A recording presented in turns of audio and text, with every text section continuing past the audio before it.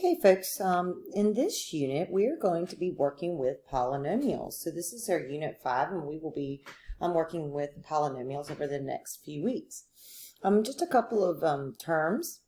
Like terms. Like terms are terms that have the same variables with corresponding powers. We've been working with like terms for a long time now.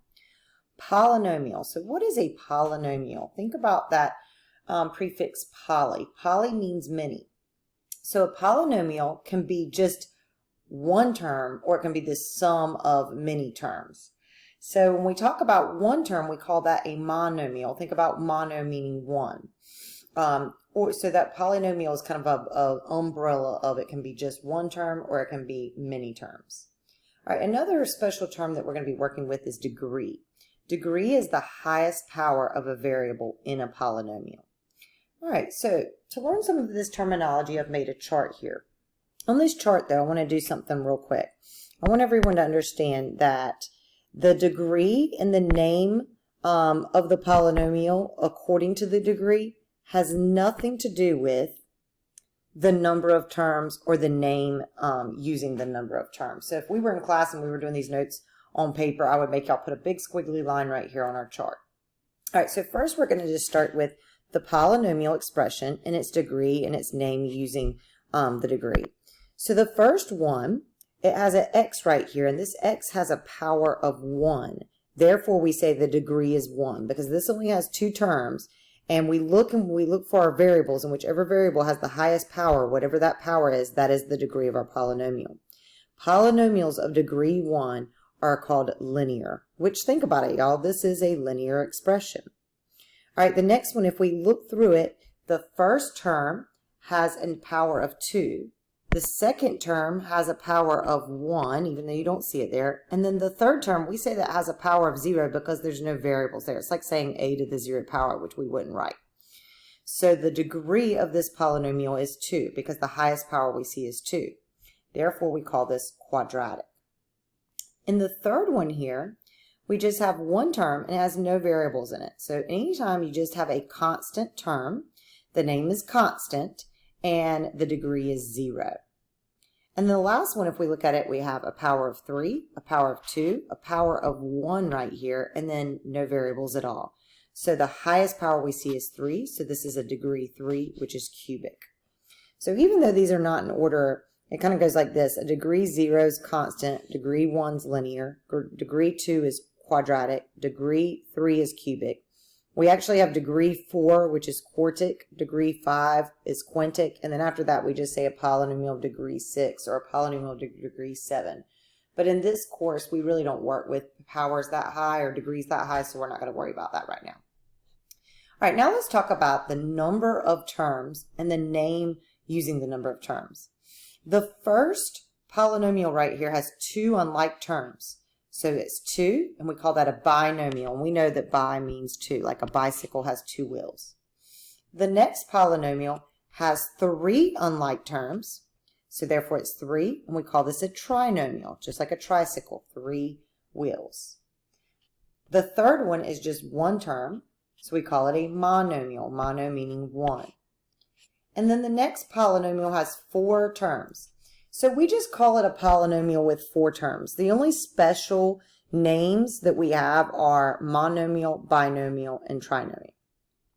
All right, I would like for y'all to look at the next 4 polynomial expressions that we have and state the degree, the name using the degree, and then the number of terms, and the name using the number of terms. Pause the video.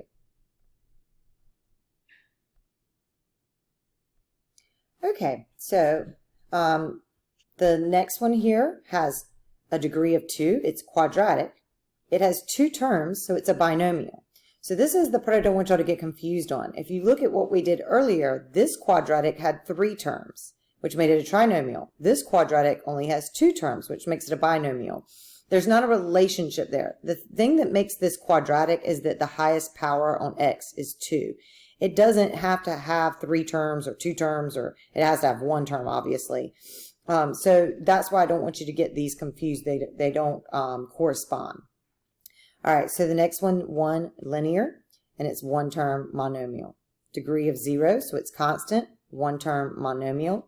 degree of 3, so it's cubic, 3 terms, so it's a trinomial. Okay, so polynomials are usually written in standard form. And what that means is standard form means they're in descending order according to their power or according to their degree. So let's say you did have a cubic term, a quadratic term, a linear term, and a constant term. We would put the cubic term first, the quadratic term second, the linear term, then the constant term. That's what we mean by descending order. Has nothing to do with their coefficients. It's according to the degree. All right, so let's look at this first one. This has a power of 0. This one has a power of 1. So the first term would be the negative 2x, and then we would put plus 5 because it's positive. You're not adding or subtracting any terms. Literally, all you're doing is rearranging the terms so that they're in descending order. Sometimes you'll have a question that says, what is the leading coefficient? The leading coefficient of this polynomial would be negative 2. It is the coefficient on the very first term in the polynomial when it's written in standard form. Looking at the next one, we have 3 terms. So when we're done rearranging it, we should still have 3 terms. The first one would be 2x squared, and we put plus 3x, then minus 4.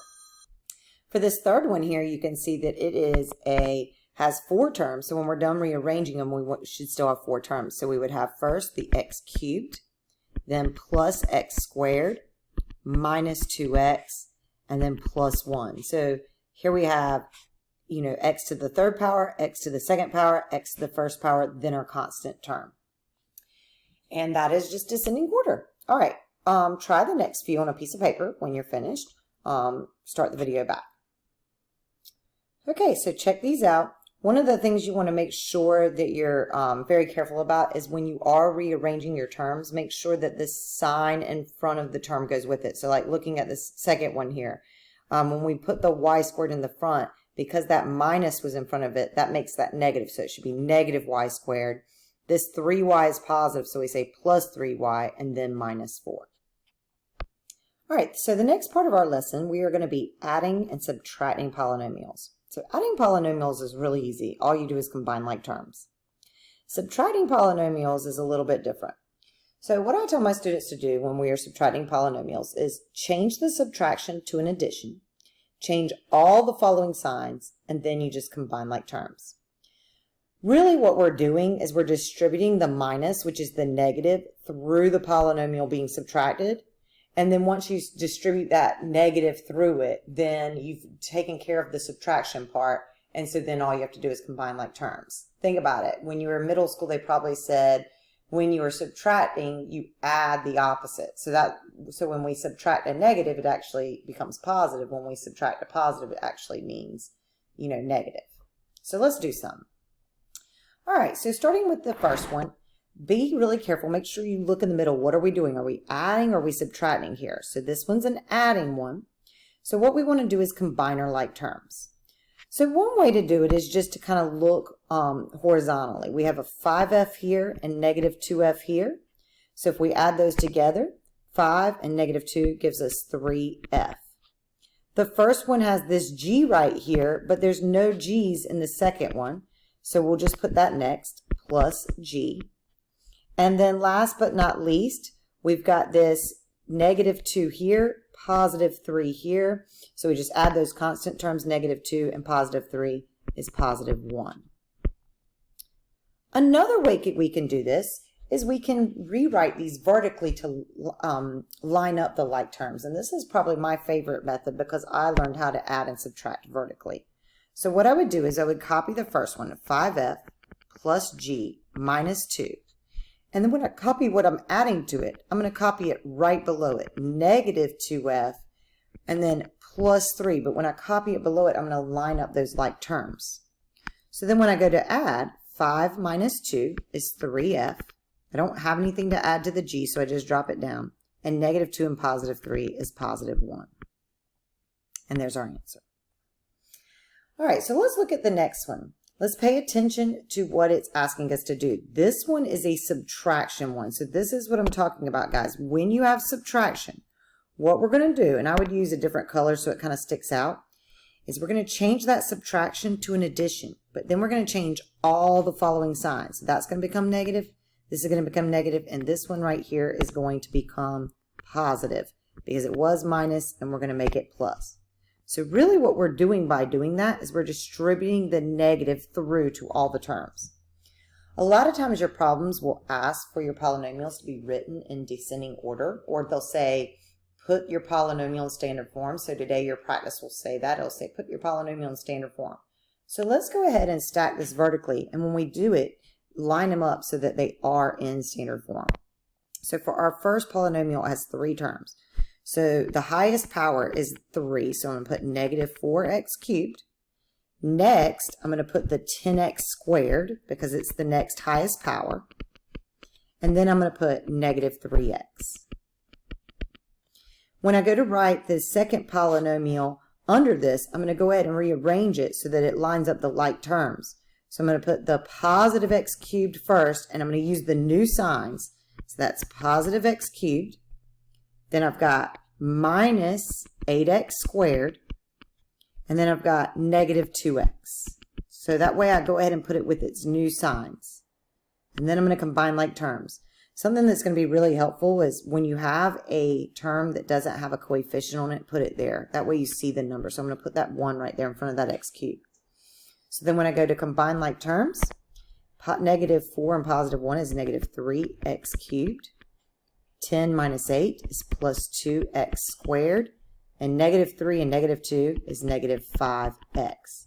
Now we have subtracted this polynomials, and we have got it in descending form or standard form.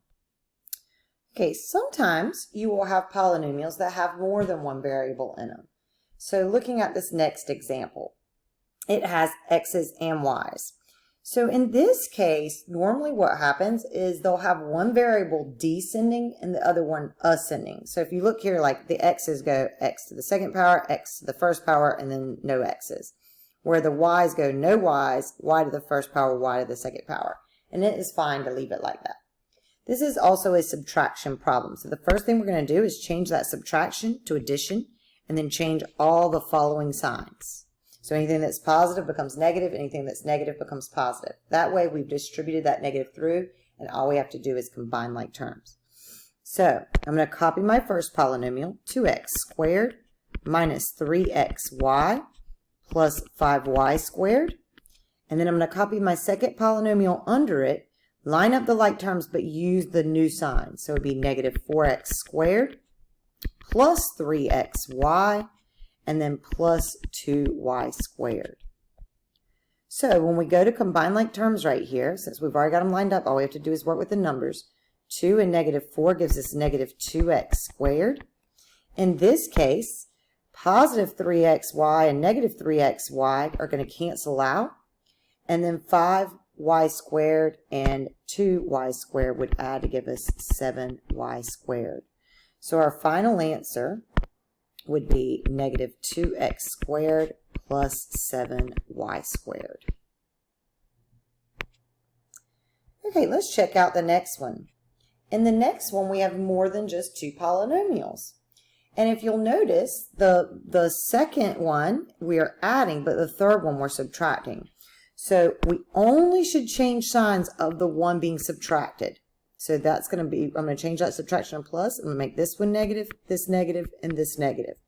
If there was another polynomial back here, we would not change the signs of it unless it was also being subtracted. You only change the signs of the following polynomial. So the first thing I'm going to do is rewrite this by stacking it. Remember when you rewrite it to go ahead and use the new sign since we're subtracting that one. And then I'm going to add 1s anywhere I do not have coefficients so we see those numbers. All right, so in the first one we have 2 plus 1 plus 3, which is 6. So we have 6x squared. Be careful here. Make sure you only add the coefficients and you do not add the exponents. The only time these exponents would change is if we are multiplying, and we are not multiplying here, guys. We are only combining like terms. So we don't have any x to the 4th or x to the 6th. We only have x squared. 2x squareds, 1x squared, and 3x squareds total to 6x squareds. Do not add the exponents. Only go coefficients. Negative 6 and positive 4 is negative 2. Negative 2 and negative 1 is negative 3x. And then negative 2 and negative 5 is negative 7.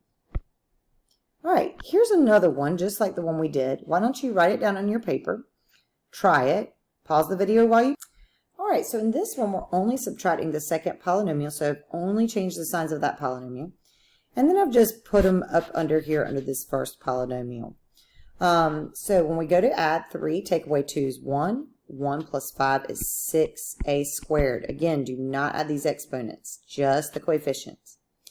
Right here, this negative 2ab and positive 2ab cancel. So we only have this minus 1ab from the very first polynomial. And you can put the 1 in front, or you don't have to. It doesn't matter.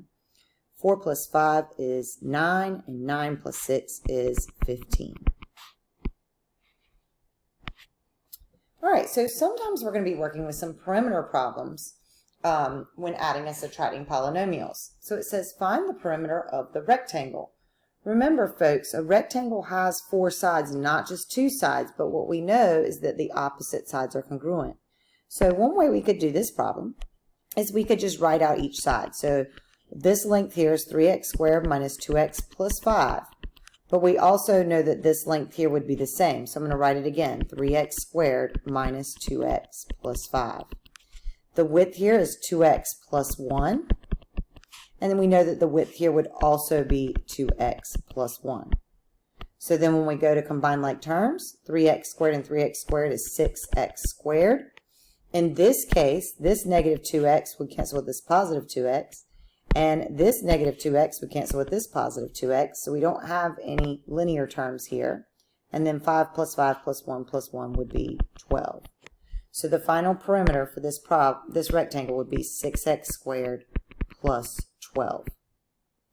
Another way that you could do it is you could add the length and the width and then double all of it, because we know that it would be double just one length plus one width. So there's more than one way to do this. Let's check out this last one. We are given a triangle, but we're only given the length of 2 sides. And then instead of finding the perimeter, we're told that the perimeter is 10x plus 5y. So we have to find out what is the length of the third side. That's what it wants us to find in this case. So pretty much, what is the length of the third side if the perimeter is 10x plus 5y? There's a lot of ways to do this, but let's keep it pretty easy, guys. Look at what you already have. We have 4x and we have 1x. What would 4x plus 1x add to? That's right, it would add to 5x. So then ask yourself, how many more x's would we need to make it 10x? If we have 5x, we would need 5x more. Then look at your y's. We have 3y and 3y. So 3y plus 3y adds to 6y. So it ends up totaling to 5y. Well, how did we go from 6y to 5y? I mean, we must have subtracted a y. And then you could check yourself by stacking them up and making sure they actually add to that perimeter. 4x plus 3y, 1x plus 3y, and 5x minus 1y. If we added all those up, 4 plus 1 plus 5 is 10x. 3 plus 3 is 6. 6 take away 1 is 5y. And you could check yourself to make sure you had the correct perimeter. Okay, so that concludes our lesson for today. And you're going to do a activity. It's going to be different. It's right there in your Google Classroom, but it's called, it's in something called Edulastic, but just go with it. It has really good problems, and all you got to do is click the link in Google Classroom and complete your problem. And I will talk with you again tomorrow.